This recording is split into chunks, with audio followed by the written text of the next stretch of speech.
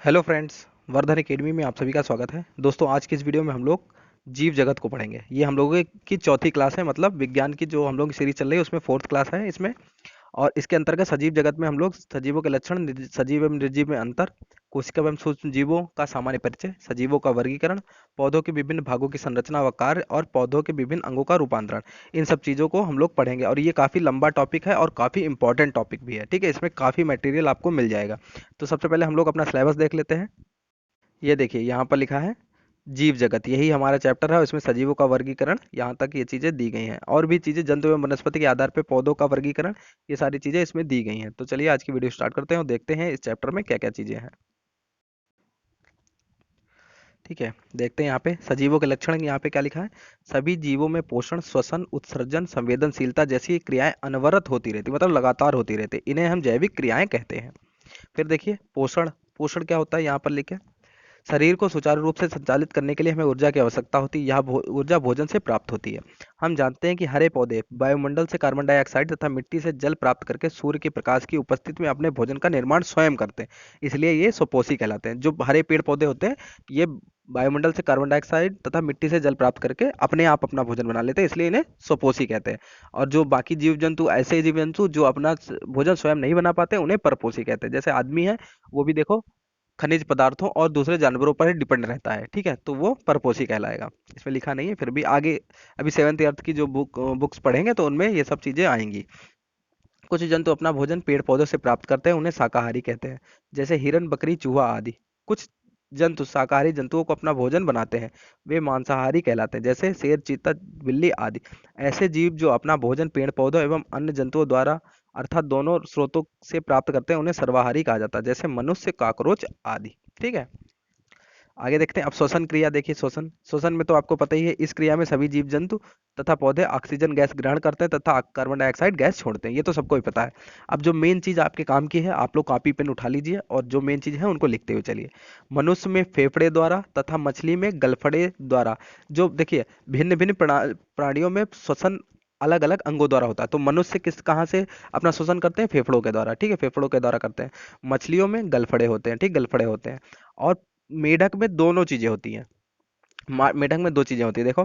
पानी में रहने पर मेढक में त्वचा द्वारा, जब पानी में रहता है मेढक, तब वो अपनी त्वचा द्वारा ही श्वसन कर लेता है। और जमीन पर जब रहता है तो उसको फेफड़े की आवश्यकता होती है, तो जमीन पर रहने पर वो फेफड़ों द्वारा ऑक्सीजन, मतलब श्वसन क्रिया करता है। ठीक है, तो त्वचा, ये काफी इंपॉर्टेंट है मेढक वाला। मेढक त्वचा द्वारा पानी के अंदर और बाहर फेफड़ों द्वारा श्वसन करता है।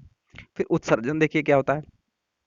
जैविक क्रियाएं जैसे पाचन एवं श्वसन आदि के फलस्वरूप सभी जीवों के शरीर में अपशिष्ट पदार्थ बनते हैं। ये शरीर के लिए अनावश्यक और हानिकारक होते हैं। इन अपशिष्ट पदार्थों को शरीर से बाहर निकालने की क्रिया को उत्सर्जन कहते हैं। ठीक है, जंतुओं के उत्सर्जी पदार्थ मलमूत्र, पसीना तथा कार्बन डाइऑक्साइड गैसें आदि हैं। उत्सर्जन क्रिया पौधों में भी होती है। तो कैसे होती है? गोंद, रबर, रेजिन, हींग, टैनिन, कत्था आदि पौधों के उत्सर्जी पदार्थ हैं। तो हींग क्या है? ये उत्सर्जी पदार्थ है। ठीक है, ये भी क्वेश्चन आ सकता है। ठीक है, पौधों का उत्सर्जी पदार्थ कौन कौन से हैं? इनमें देखिए, गोंद है, रबर है, रेजिन, हींग हींग है, टैनिन, कत्था है। ठीक है, ये पौधों के उत्सर्जी पदार्थ हैं। अब देखिए संवेदनशीलता क्या होती है।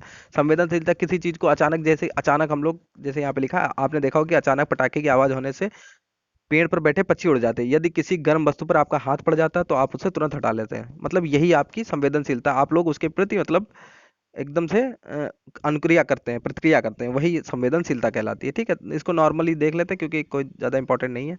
बस ये पता होना चाहिए मनुष्य की जीवन की क्रियाओं क्रियाओं में ये सब चीज़ें आती हैं। मनुष्य में वृद्धि होती है, ये तो पता ही है। कोई भी, जैसे चाहे जानवर का बच्चा हो या मनुष्य का बच्चा हो या पेड़ पौधे हों, वो क्या करते हैं? वो वृद्धि करते हैं। धीमे धीमे पहले छोटे होते हैं, फिर धीमे धीमे वो बढ़ते चले जाते हैं। ठीक, वृद्धि हो गई। फिर प्रजनन। प्रजनन यहाँ पे लिखा है, सभी जंतुओं तथा पौधों में अपने समान जीवों को उत्पन्न करने की क्षमता होती है। इस क्रिया को प्रजनन कहते हैं। ठीक, फिर होती है निश्चित अवधि आयु के पश्चात मृत्यु हो जाती है। ये तो सबको ही पता है, हर चीज, जितने भी जीव हैं उनकी एक समय के बाद मृत्यु हो जाती है। अब सजीव तथा निर्जीव में अंतर थोड़ा सा हल्का देख लेते हैं। सजीव में, इनमें पोषण क्रिया होती है, ये श्वसन करते हैं, इनमें वृद्धि होती है, इनमें उत्सर्जन की क्रिया होती है, ये उद्दीपकों के प्रति संवेदनशील होते हैं, सजीव होते हैं, इनमें प्रजनन क्रिया होती है। निर्जीव में, इनमें पोषण नहीं होता है, ये श्वसन नहीं करते, इनमें वृद्धि नहीं होती, इनमें उत्सर्जन क्रिया, मतलब कोई भी चीज नहीं होती। जो निर्जीव वस्तु है, जिनमें जीवन ही नहीं है, उनमें ये सब चीजें क्या होंगी? ठीक है, अब देखिए कोशिका एवं सूक्ष्म जीवों का सामान्य परिचय। अब देखिए शरीर को बनाने वाली, अब देखिए मेन चीजें सीधे देख लेते हैं। शरीर को बनाने वाली इन छोटी छोटी इकाइयों को कोशिका कहते हैं। यहाँ पे देखिए जिस प्रकार छोटी छोटी ईंटों से मिलकर मकान का निर्माण होता है, ठीक उसी प्रकार जीवों के शरीर का निर्माण अनेक छोटी छोटी इकाइयों से होता है। तो शरीर को बनाने वाली ये छोटी छोटी जो इकाई हैं इन्हीं को कोशिका कहते हैं। प्रत्येक जीवित कोशिका में जीवन की सारी जैविक क्रियाएं होती हैं, जैसे श्वसन, पोषण, उत्सर्जन, वृद्धि आदि अनवरत होती रहती है। ठीक।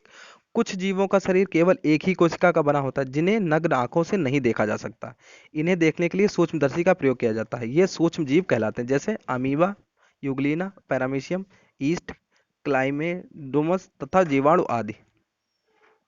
ये देखिए यहाँ पर एक है, इसको भी आप लोग नोट कर लीजिए। ये देखिए यहाँ पे लिखा है जीवाणुओं की सबसे छोटी, जीवाणुओं की कोशिकाएं सबसे छोटी होती हैं। ठीक है, जो सबसे छोटी कोशिकाएं किसकी होती है, तो जीवाणुओं की होती हैं।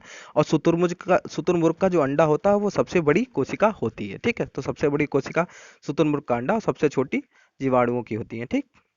इसके बाद सजीवों का वर्गीकरण यहाँ पर लिखा है। ठीक है, जंतुओं का वर्गीकरण देख लीजिए। जंतुओं का वर्गीकरण यहाँ पे देखिए, संरचना के आधार पर, मेरुदंड की उपस्थिति के आधार पर, मतलब रीढ़ की हड्डी के आधार पर। ठीक, प्रजनन विधि के आधार पर, वास स्थान के आधार पर, सभी चीजें हैं, इनको थोड़ा थोड़ा देख लेते हैं। एक कोशिकी की संरचना के आधार पर पहले देख लेते हैं। एक कोशिकीय और बहुकोशिकीय होते हैं। जंतुओं का शरीर केवल एक ही कोशिका से बना होता है, एक कोशिकीय जीव कहलाते हैं।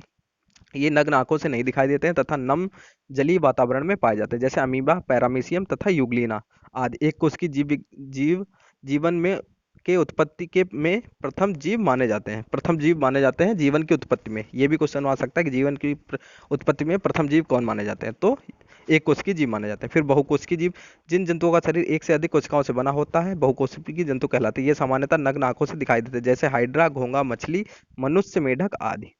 ठीक।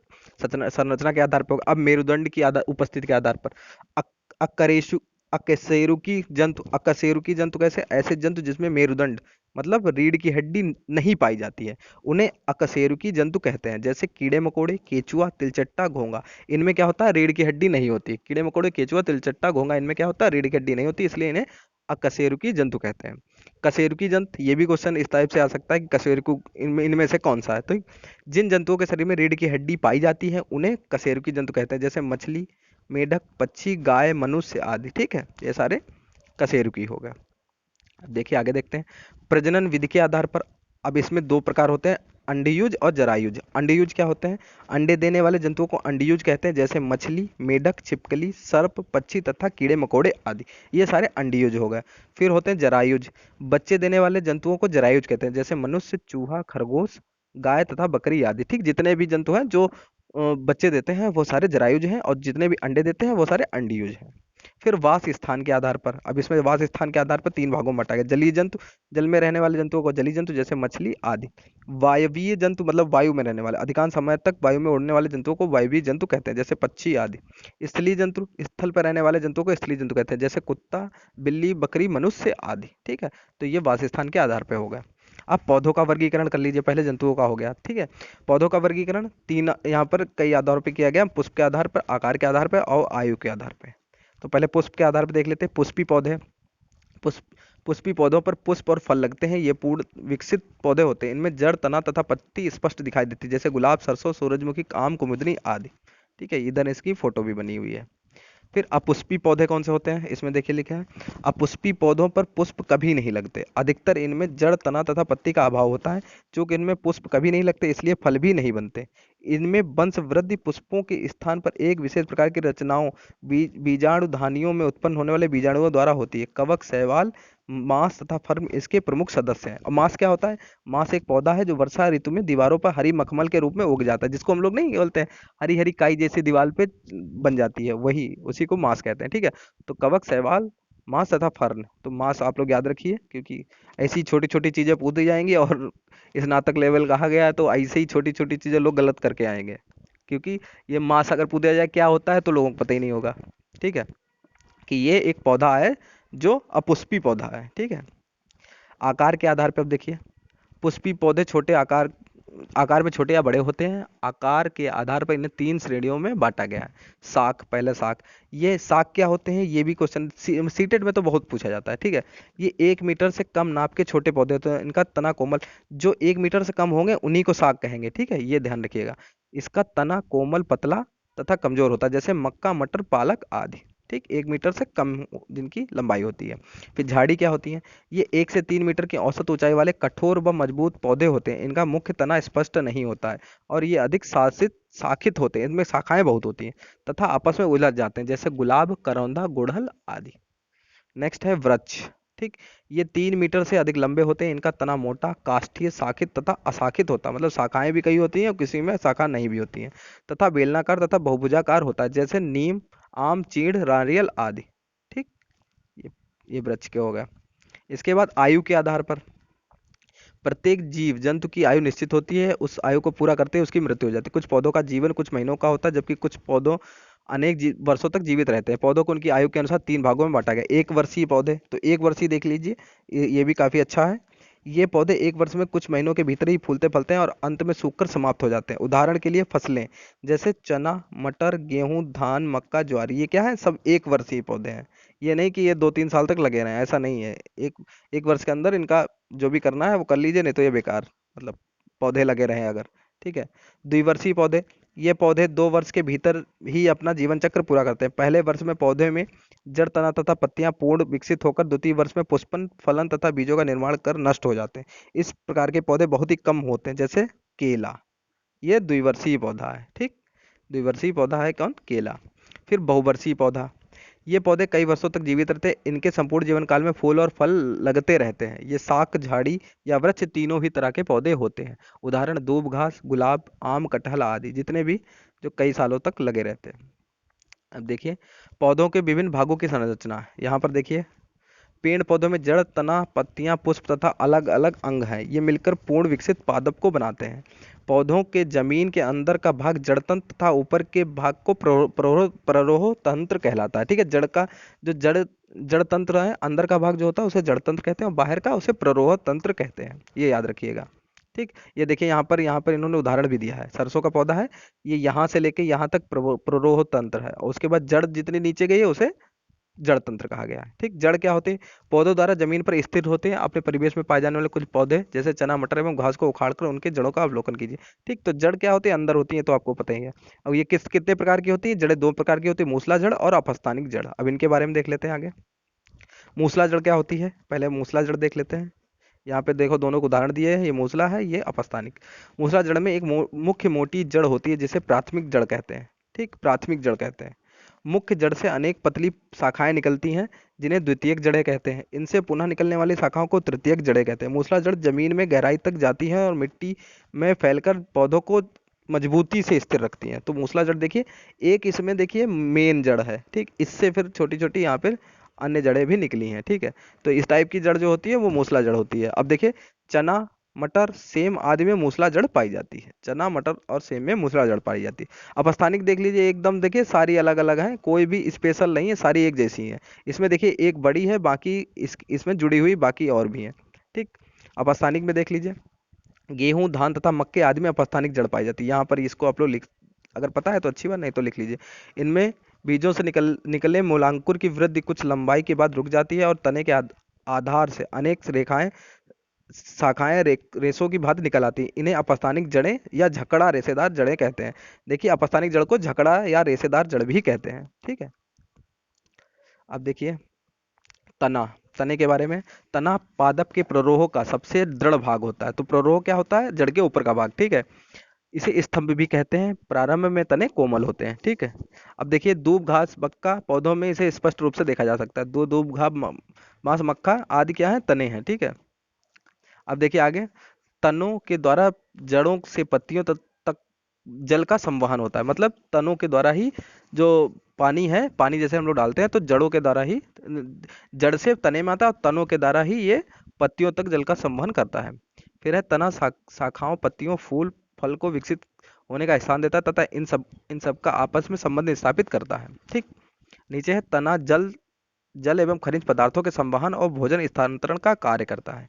मतलब जो खनिज पदार्थ होते हैं वो नीचे से लेके और सभी जितने भी चीजें, जितने भी भाग होते हैं पुष्प के, वो पौधे के, उसमें पहुंचाता है और भोजन का स्थानांतरण भी करता है। अब देखिए पत्ती, पत्ती के कार्य यहाँ पे लिखे। ठीक है, पत्ती का वह भाग जिसमें पत्ती तने से लगी होती है उसे पर्णाधार कहते हैं। ठीक है, जहां से तने से देखिए ये लगी है, ठीक है, इसे पर्णाधार कहते हैं। ठीक है, पत्ती का चपटा भाग पर्णफलक कहलाता है। चपटा भाग क्या होता है? पर्णफलक। ठीक। और पर्णफलक तथा पर्णाधार के बीच डंठल नुमा भाग पर्णवृंत वृंत कहलाता है। ठीक। गहरे हरे रंग की पत्तियां और सौर ऊर्जा का अवशोषण करती हैं। जो गहरे रंग की हरी पत्तियां होती हैं वो सौर ऊर्जा का अवशोषण करती रहती है। अब यहाँ पे देखिए, ये भी इंपॉर्टेंट है, पत्ती की सतहों पर अनेक छिद्र या रंध्र उपस्थित होते हैं। इन छिद्रों द्वारा पत्तियां श्वसन, बाष्पोत्सर्जन तथा प्रकाश संश्लेषण जैसे महत्वपूर्ण कार्य करती हैं। ठीक है, इनको भी यहाँ पे देख लीजिए। अब आगे है पुष्प। ठीक है, पुष्प पुष्प के बारे में देख लीजिए। पौधों का सबसे आकर्षक और महत्वपूर्ण अंग पुष्प होता है। यह पौधों के तने तथा शाखाओं से लगे होते तने की शाखाओं पर स्थित कलिकाएं रूपांतरित होकर पुष्प बन जाती हैं। ठीक है, इसके मुख्यतः चार भाग होते हैं: बाह्य दल, दल, पुंकेसर और स्त्री केसर। ठीक है, ये देखिए पूरा पुष्प का भाग यहाँ पे है: वर्तिकाग्र, दल, पर्तिका, पुंकेसर, अंडाशय, बाह्यदल, पुष्पवृंत। ठीक। देखिए पौधों के विभिन्न अंगों का रूपांतरण। पौधों के अंग विशेष कार्यों के अनुसार कई बार रूपांतरित हो जाते हैं, जैसे जड़ों एवं तनों द्वारा भोजन संग्रह करना एवं कमजोर तनों द्वारा आरोहण आदि। अब देखिए ये क्वेश्चन काफी पूछे जाते हैं, इस टाइप के क्वेश्चन काफी पूछे जाते हैं, इसलिए ये मैंने चैप्टर पहले ही कहा था, ये काफी इंपॉर्टेंट है। भोजन संग्रह के लिए जड़ों में रूपांतरण, तो इसमें देखिए गाजर, मूली, सलजम, चुकंदर के बीज, ये क्या है? ये आपकी क्या है? ये आपकी हैं जड़ें हैं। ठीक। ये आपकी जड़ें हैं, बस इतना ही आप याद रखिए। गाजर, मूली, सलजम, चुकंदर पूछ दिया जाता है, ये क्या है? तना है कि जड़ है या क्या है? ठीक है, तो ये क्या है? जड़। ठीक। गाजर की जड़ें ऊपर की ओर मोटी तथा नीचे की ओर पतली होती है। गाजर की देखिए यहाँ पे मोटी है ऊपर, और देखिए नीचे पतली होती चली गई है। ठीक। तो ये क्या है? तो इसको कहते हैं शंकुरूपी कहते हैं। ठीक, इसे गाजर की ऊपर मोटी होती है, नीचे पतली होती है, तो इसे शंकुरूपी कहते हैं। मूली की जड़ ऊपर तथा नीचे दोनों ओर पतली होती है। मूली थोड़ी सी ऐसे होती है ना, इस टाइप से, ऊपर भी पतली होती है, नीचे भी मतलब पतली होती है, तो एक तरीके से, तो उसको कहते हैं तर्करूपी कहते हैं। ये याद रखने वाला है, मूली को तर्करूपी कहते हैं, गाजर को कहते हैं शंकुरूपी। गाजर की जड़ कहो या गाजर कहो, क्योंकि ये जड़ें हैं। ठीक है। और सलजम की जड़ें घड़े जैसी होती है, तो इन्हें कुंभरूपी कहते हैं। घड़े को कुंभ कहा जाता है ना, तो ये कुंभरूपी होते हैं। ठीक। इस प्रकार डहलिया और डहलिया और शकरकंद के लिए यहाँ पे कहा गया है, डहलियों की पुलकित एवं शकरकंद की कंदिल जड़ें अपस्थानिक जड़ों के उदाहरण है। तो डहलिया की पुलकित जड़ें कह जाएंगी और शकरकंद की कंदिल जड़ें। ठीक है। अब देखिए भोजन संग्रह के लिए तनों में रूपांतरण। अब देखिए आलू, अदरक तथा अरबी। ठीक। अदरक, अरबी, आलू, ठीक है, ये क्या है आपके? ये तने हैं। ये भी क्वेश्चन पूछा जाता है। ठीक है, बस इतना ही आप लोग समझिए यहाँ पर। ठीक। आगे देखिए तनों को सहारा देने के लिए रूपांतरण। यहाँ पे देखिए मक्का, गन्ना, बरगद, केवड़ा, बांस आदि। ठीक। आरोहण के लिए रूपांतरण, बस यहाँ पर इतना ही मेन चीज है, मुझे थोड़ी सी लगी इसलिए यहाँ पे कर दिया। ठीक। कमजोर तने से पतली पतली धागे नुमा संरचनाएं निकल आती हैं, इन्हें प्रतान कहते हैं। ये देखिए आपने कई उसमें देखा होगा, कई पौधों में, ये देखिए इस टाइप से ऐसी घूमी घूमी घूमती, मतलब गोल गोल ऐसे, मतलब घूमी हुई लच्छेदार ये होती हैं। इनको क्या कहते हैं? प्रतान। ये याद रखिए। ठीक है, प्रतान कहते हैं इनको। ठीक। अब देखिए कंप्लीट हो गया कि कुछ है? ठीक है, तो ये देखिए इस तरीके से ये पूरा चैप्टर है हमारा कंप्लीट हो गया, और काफ़ी इंपॉर्टेंट है। इसको आप लोग अच्छे से इसको देख के और चीज़ों को इसमें से मतलब लिख लीजिए। लिखने से काफ़ी चीज़ें आती हैं। सिर्फ ये कितने मिनट की आपकी वीडियो? लगभग 18-19 मिनट की वीडियो बनी है, काफ़ी अच्छी वीडियो बनी है, और इसको आप लोग अच्छे से देख लीजिए, और अगर कुछ कमी लगे तो प्लीज़ बताइएगा। ठीक है। और नेक्स्ट वीडियो होगी उसमें हम लोग 2 चैप्टर्स को एक में ही करेंगे, और ठीक है, वो आपको कल सुबह मिल जाएगी। तो दोस्तों आज की वीडियो में सिर्फ इतना ही, मिलते हैं अपनी नेक्स्ट वीडियो में, तब तक के लिए नमस्कार।